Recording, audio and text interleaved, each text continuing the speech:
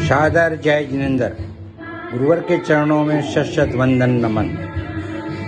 पोष बद्धी चतुर्थी, वार रविवार, 31 दिसंबर 2023।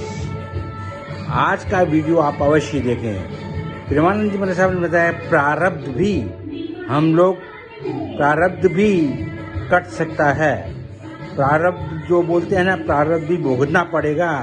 उसका भी उन्होंने बताया है कि प्रारब्ध भी अगर मन वचन काया से भक्ति से काम करें तो प्रारब्ध भी कट सकता है। मार्कंड ऋषि का उन्होंने उदाहरण दिया है। कृपया ये वीडियो अवश्य देखें। सादर जय जिनेंद्र, प्रणाम। एक कुत्ता गली में मारा घूमता है, एक कुत्ता कार में घूमता है। वो प्रारब्ध, मनुष्य नहीं। मनुष्य में दो भाग्य और कर्म दोनों के लिए रखा गया है।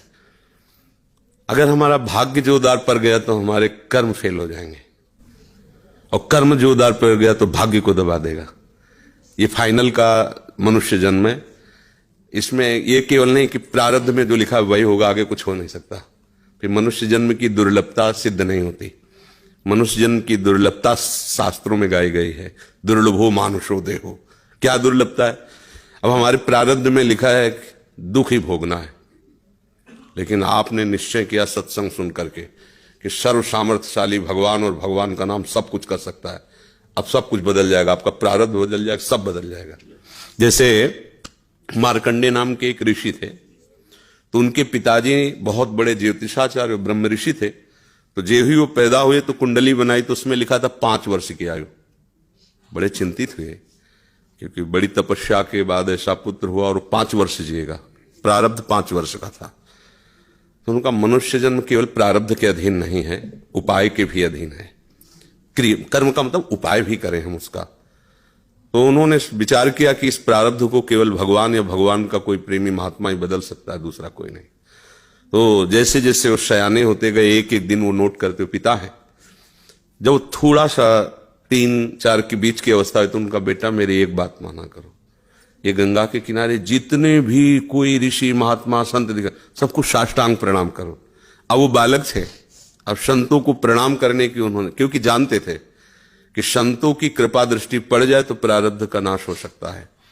अब गुप्त रूप से सनक सनंदन सनातन सनत कुमार भी विचरण ही करते रहते, तो मार्कंडी जी सबको प्रणाम करते थे। तो सब करुणा भरी, भगवान तुम पर दया करें। बच्चा जैसे कोई आप सब प्रणाम करो तो उतना हृदय नहीं, लेकिन अगर छोटा बच्चा तो एकदम उसकी तरफ दृष्टि जाएगी, राधा राधा राधा राधा। एक छोटा बच्चा है, प्रणाम कर रहा है 3-3.5 वर्ष का, तो वो सब संत, और वो चुपचाप बैठ करके देखा करते थे उनके पिता कि किसी ऐसे महापुरुष का आगमन हो जो सृष्टि पर शासन करने की सामर्थ्य रखता हो, तभी प्रारब्ध बदल सकता है।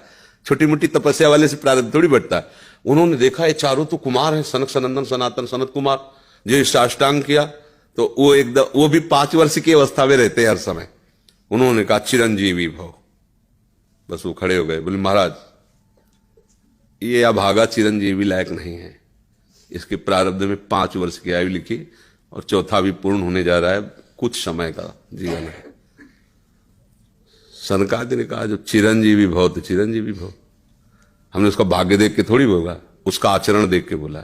एक छोटा बालक संतों के चरणों में लेट रहा है, ये चिरंजीवी लायक ही है। बोले महाराज अब भाग्य देख के दे, 5 वर्ष की आयु, अब कैसे? तो उनका, हम वो तिथि वो तारीख तुम निकालना, और उस तारीख को हम भी आएंगे। भगवान शंकर के मंदिर में भगवान शंकर के लिंग को ऐसे गले लगवा के बैठालना, हम भी वहीं रहेंगे, देखते हैं कैसे मृत्यु ले जाएगी इस बालक को। ऐसा ही हुआ। अब संतों के बताए हुए मार्ग पर चलने वाले का मंगल ही होता है। तो वैसे चारों कुमार वहां विराजमान गुप्त रूप से। धर्मराज पधारे, यमराज के रूप में नहीं, धर्मराज के रूप में, क्योंकि पर वो ये दृश्य देखकर घबरा गए। और मृत्यु के भी, काल के भी महाकाल भगवान शंकर हैं। उनका स्मरण किया कि भगवान आपके ही विधान का हम पालन करते हैं, जो आप आज्ञा करते हैं। 5 वर्ष की आयु है, वो आयु आज खत्म होने जा रही है, समय पूरा हो गया, पर मेरी ताकत नहीं कि आपसे छीन कर मैं ले जाऊं आपको गले लगाए हुए से। तो प्रभु आप प्रकट होइए और बताइए कि हम आपके कानून का आप कैसे पालन करें। अगर हम अभद्रता करते तो आपकी मर्यादा जाती है, और अगर मैं अपने आपके कानून का पालन नहीं करते तो धर्म का नाश होता है। तो भगवान शंकर प्रकट हुए और उन्होंने कहा कि तुम्हें कोई परेशानी की बात नहीं, 5 वर्ष की आयु है ना, मेरी आयु के 5 वर्ष इसको जोड़ लीजिए। भगवान के लिए कहा मेरे हिसाब से। भगवान को जानते, जब यहां का पूरी सृष्टि का विनाश होता है ना, तो इतना होता है, निमेष निमेष इतने जैसे भागवत में आता है, ब्रह्मलोक में एक कमल की पंखुड़ी ऐसे छेदी गई तो मृत्यु लोक का 1 वर्ष और वहां का इतना समय। तो भगवान का निमेष और ब्रह्मा की पूरी की आयु व्यतीत हो गई। आज भी अविनाशी हैं मार्कंडेय ऋषि, आज भी विराजमान है। क्या हुआ? क्रियमाण ने जोर कर दिया, प्रारब्ध का नाश हो गया। जो प्रारब्ध 5 वर्ष का था वो अविनाशी हो गया, वो अमोघ हो गया। तो हम केवल पशुवत प्रारब्ध भोगने नहीं आए हैं, हम नए प्रारब्ध की रचना भी करने आए हैं। अब वो जो आध्यात्मिक शक्ति से युक्त नहीं है, केवल वो लौकिक बल से चाहेगा तो प्रारब्ध मिटिया मेट कर देगा, और आध्यात्मिक शक्ति प्रारब्ध को मिटिया मेट कर देगा। ये रहस्य है। जो भगवान का आश्रय लेकर भावी मेट सके त्रिपुरारी, भगवान का आश्रय ले लो तो जो कुअंक भाल के हैं वो मिट जाएंगे। हमारा प्रारब्ध इतना जोर, जैसे प्रारब्ध है किडनी फेल, ये पूर्व प्रारब्ध है। मां के गर्भ से इस रोग की रचना हुई, जान तो पाए 35 वर्ष की अवस्था में, 20 वर्ष बाबा जी बनने के बाद। अब मांगते खाते अपने भजन मार्ग में चलते रहे, अब किडनी खराब हो गई। आप क्या, ये तो सब रुपए का खेल इसमें, ये तो इसमें धन चाहिए, हमारे पास कुछ नहीं है। अब हम जिनके आश्रित थे उन्होंने खेल बदला, ये सब व्यवस्था कर दी। ये हमारे प्रारब्ध में नहीं था, प्रारब्ध में तो दुर्गति थी, दोनों किडनी फेल है। लेकिन आश्रय जिनका लिए उन्होंने चैप्टर बदल दिया। अब देखो किडनी खराब, 2 बजे से दिनचर्या चल रही, 2 बजे रात से। ये किडनी वाले पेशेंट की दिनचर्या होती है क्या 2 बजे रात से? तो ये है इनके चरणों का बल और ये हमारा बल। हमारे बुरे कर्मों का फल हमको मिल रहा है और उनके आश्रित हैं, तो ऐसे हमारा जीवन कट रहा है, ऐसे गोद में लिए काट रहे हैं। तो हम केवल प्रारब्ध के ही अधीन नहीं, हम कोई पशु नहीं है, मनुष्य जन्म में मिला है। हम नया कर्म करें ऐसा कि हमारे बुरे प्रारब्ध का नाश हो जाए। हम ऐसे भगवान का आश्रय लेकर भजन करें कि हमारा, अच्छा भगवान सब कुछ है। जैसे आपको धन चाहिए तो लक्ष्मीपति है, यश चाहिए तो पुण्य श्लोक है, उन्हीं की कीर्ति से समस्त शास्त्र भरे हुए। जो चाहिए, रूपवान, गुणवान, धनवान, वैभववान, वो सबके समुद्र हैं, उनका आश्रय ले लो, सब कुछ हो जाएगा। अब अगर केवल धन पर लक्ष्य रखोगे और भगवान का आश्रय नहीं लिया तो बुरे कर्मों से भी तुम नहीं बच पाओगे।